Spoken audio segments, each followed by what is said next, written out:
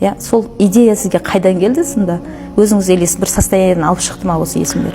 Негізі мойындау керек. Бұны басқадан сатып атқанда көргенде мен қолым жетпеген сатып алғанға ше. Ақшам жетпеген. Сосын соны іздендім, соны шығардым қайтып. Бірақ сол кезде мен адамдардың алған, мен білдім Алланың 99 есімін, білдім Алланың 99 есімін айту маған қиын болды бірінші кезде.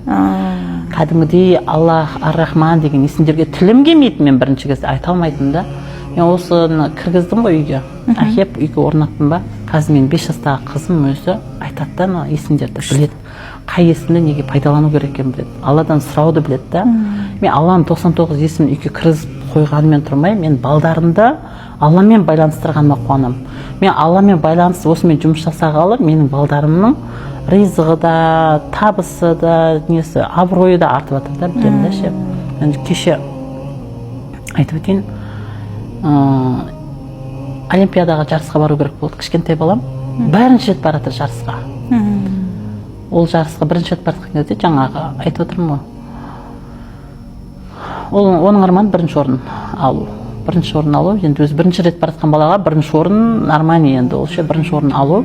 А мен айтамын, бас жүлдені алсай деп ше. Оның миына кіріп тұрған жоқ бас жүлде. Ол бірінші орынды алуды ойлап тұр. Бірақ барлық жағдайын жасадым, жаңағы энергиясын көтеретін жағдайды жасадым, сөйттім да. Тек Алладан сұра дедім.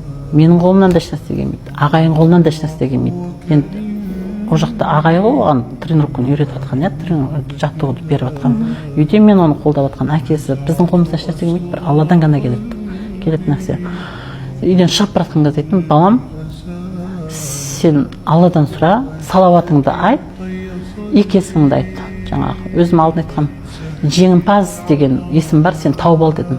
Алланың қай есімін жеңімпаз деген мағынаны беретін дедім. Қай есім бар іздеп тауып ал, Алланың есімдерін жақсылап оқы деп жібердім. Әл-Азиз, Әл-Жаппар. Жеңімпаз, жеңілмейтін жеңімпаз екенін екеуін айтып келді. Әл-Азиз, Әл-Жаппар деп. Сол екеуін шығып бара жатқан кезде мен Әл-Азиз, Әл-Жаппар деген жоқпын. Алланың қай есімін айтсам, саған жеңіс беретін білесің. Саған жеңісті тек Алла береді. Сенен дәу бала болсын, сенен кішкентай бала шықсын, сен мен жарысқа қазір қандай бала шығатынын мен білмеймін. Тек Алла біледі. Бірақ сол баланы қалай сен құлатуды саған Алла ғана көрсетеді, Алла ғана саған сол жерде сәт береді. Соны айтып тұр, сен құрып тұрма, салауатыңды айт, Алланың есімдерін айтып тұр деп жібердім. Әбетте балам, әбет қалды, қарны ашып қалды ма деп ойлап, қолым босамай жатқан, әбет уақытында телефон қарасам, осы балам үйге келіп қойған, бірінші орынды грантын әкелген да. Құтты болсын. Үйге келсем, балам өзі таңғап тұр. Мама дейді, мен қалай жеңіп кеткенін білмеймін анан дейді. Суретін көрдім ғой мен суретте. Ана бала менің баламнан дәу, денесі дәу. Менің балам барып жатқанда жақсы неге 4 ай болды да. 4 ай болды. Енді ол үйреніп жатыр да. Бірінші орында келіп тұр.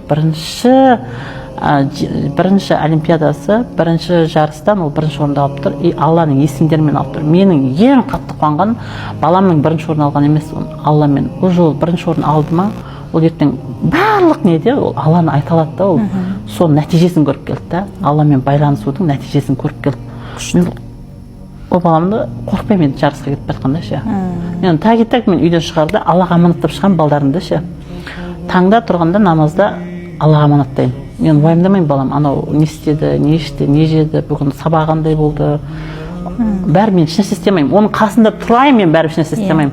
Сондай жағдайлар болған, мен де қасында тұрып, Алланы ұмытып кеткен кезімде, банкрот болып кеткен кездерім болды да ше.